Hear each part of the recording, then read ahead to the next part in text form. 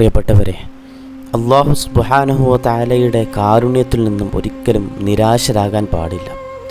അല്ലാഹു സുബ്ഹാനഹു വ തആല വിശുദ്ധമായ ഖുർആനിലെ ആദ്യത്തെ സൂറത്തിൽ തന്നെ തുടങ്ങുന്നത് ബിസ്മില്ലാഹി റഹ്മാനിർ റഹീം എന്ന പരമകാരുണ്യവാനും കരുണാനിധിയുമായ അള്ളാഹുവിൻ്റെ നാമം കൊണ്ട് എന്ന് പറഞ്ഞുകൊണ്ടുള്ള ആ ഒരു ആരംഭം തന്നെ അള്ളാഹു തന്നിലേക്ക് ചേർത്തി പറയുന്ന വിശേഷണം കാരുണ്യവാനായ അള്ളാഹു എന്നാണ്.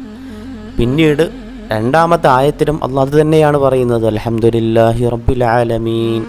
അവിടെയും പറയുന്നത് അർ-റഹ്മാനിർ റഹീം എന്നതിലേക്ക് ചേർത്തി പറഞ്ഞുകൊണ്ടാണ്.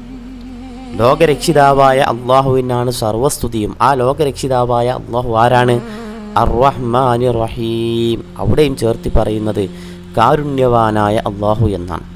അള്ളാഹുവിൻ്റെ കരുണ നമ്മിൽ നിന്ന് അകന്നുപോയി എന്ന് പറഞ്ഞുകൊണ്ട് ഒരിക്കലും സങ്കടപ്പെടാൻ പാടില്ല.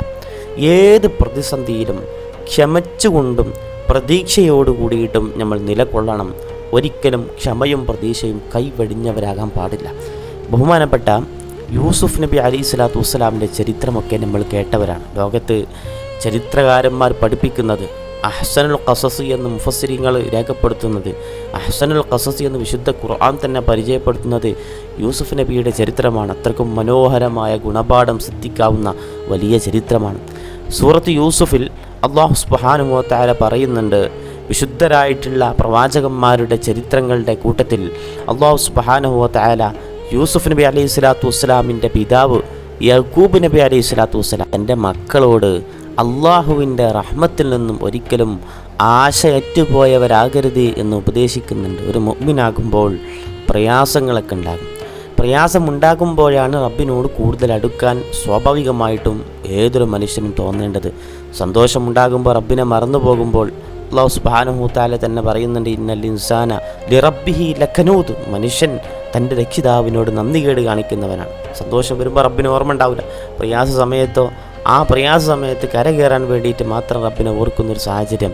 എന്നാൽ വിശുദ്ധരായിട്ടുള്ള പ്രവാചകന്മാരൊക്കെ തൻ്റെ അനുയായികൾക്ക് പഠിപ്പിച്ചു കൊടുത്തത് റബ്ബിൽ നിന്നുള്ള പ്രതീക്ഷ ഒരിക്കലും കൈവെടിയരുത് എന്നാണ്. യാക്കൂബ് നബി തൻ്റെ മക്കളോട് പറയുന്നത് വിശുദ്ധമായിട്ടുള്ള ഖുർആൻ അതിനെ പറയുന്നുണ്ട്. വിശുദ്ധ ഖുർആൻ അതിനെ രേഖപ്പെടുത്തുന്നത് ഇങ്ങനെയാണ്, യാ ബനി യദ്ഹബൂ ഫതഹസ്സസൂ മിൻ യൂസുഫ് വഅഖീ വലാ തൈഅസൂ മിൻ റൗഹില്ലാ. റബ്ബിൽ ഒരിക്കലും നിരാശ പൂണ്ടവരാകരുത് എന്ന് വിശുദ്ധരായിട്ടുള്ള പ്രവാചകന്മാരൊക്കെ തൻ്റെ അനുയായികളോട് പറഞ്ഞിട്ടുണ്ട്. യാക്കൂബ് നബി തൻ്റെ മക്കളോട് പറഞ്ഞതാണ്, ഇന്നഹു ലാ യൈഅസു മിൻ റൗഹില്ലാഹി ഇല്ലൽ ഖൗമുൽ കാഫിറൂൻ. സത്യനിഷേധികളായ ആളുകൾക്കാണ് റബ്ബിൽ പ്രതീക്ഷ ഉണ്ടാവാതിരിക്കുക. അതുകൊണ്ട് റബ്ബിൻ്റെ കാരുണ്യം നഷ്ടപ്പെട്ടു എന്ന് പറഞ്ഞുകൊണ്ട് ചിന്തിക്കാനോ അത്തരത്തിൽ ഒരു പ്രതികരണം നമ്മുടെ ജീവിതത്തിൽ ഉണ്ടാകാനോ പാടില്ല. അല്ലാഹു സുബ്ഹാനഹു വ തആല റബ്ബിൽ പ്രതീക്ഷ അർപ്പിക്കുന്ന ആളുകളുടെ കൂട്ടത്തിൽ നമ്മെ ഉൾപ്പെടുത്തി അനുഗ്രഹിക്കട്ടെ.